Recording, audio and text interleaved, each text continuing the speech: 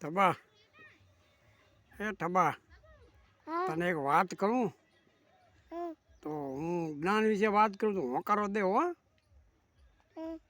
આપણા કાઠિયાવાડમાં ગંગા સેતી થઈ ગયા ને એણે શ્વાસ ગણ્યા હતા. હોય ભક્તિ શ્વાસ રીતે બતાવી હતી. અને અત્યારના ડફોળિયા રહ્યા ને એ ભજન ગાય છે. અત્યારના ડફોળિયા રહ્યા ને એ ભજન ગાય છે, મંજીરા વગાડે છે, ઢોલકા વગાડે છે, પથરા પૂજે છે. હવે એ હાસું તો ગંગા સતી બોલી ગઈ શ્વાસનું હાસું ચયું બેમાંથી.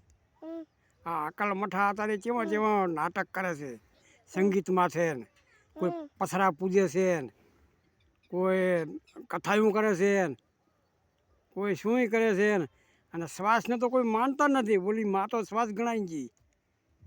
એનામાં તો કોઈનું ધ્યાન નથી. સાચી ભક્તિ કોઈ પાસે છે જ નહીં. બધા નાટક જ કરે છે જરાક. અને બધા ભણવાવાળા નાટક તમે જુઓ તો ખરી. શ્વાસ ગણી ગઈ, શ્વાસ અમુક કોઈનું ધ્યાન છે આ જગતમાં કે વાતો ખાલી કરો છો ઠેબા. એક દાદાનો વિડીયો આવ્યો કે માણસનું શ્રાદ્ધ નાખે છે.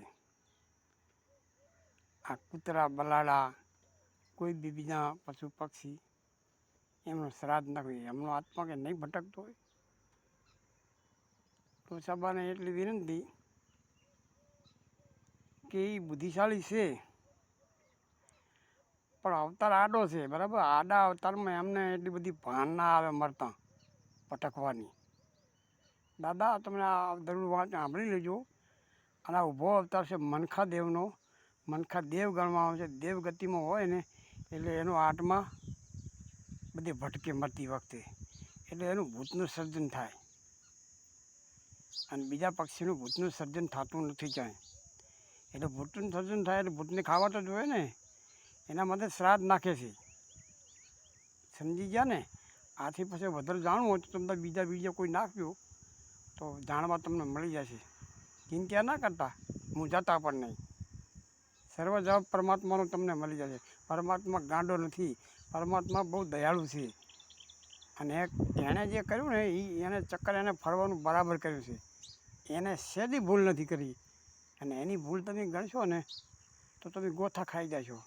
એને ભૂલ જરાય કરતો જ નથી. એ કર્મના બદલે એકાબીજાને મિલાવટ મળી રહેશે. એટલે એ ભૂલ કરવાવાળો છે જ નારાયણ. સમજ્યા ને. ભૂલ તમે કરો છો આવી રીતે આવા ગાંડા વીડિયા ઉતારી. એ જો એ ભૂલ કરો જગતમાં કાંઈ ના રહે. એ તો ખબર પડે કે નહીં તમને, અત્યારથી જ ના રહે. તો પછી તમે આવું કેમ બોલો છો કે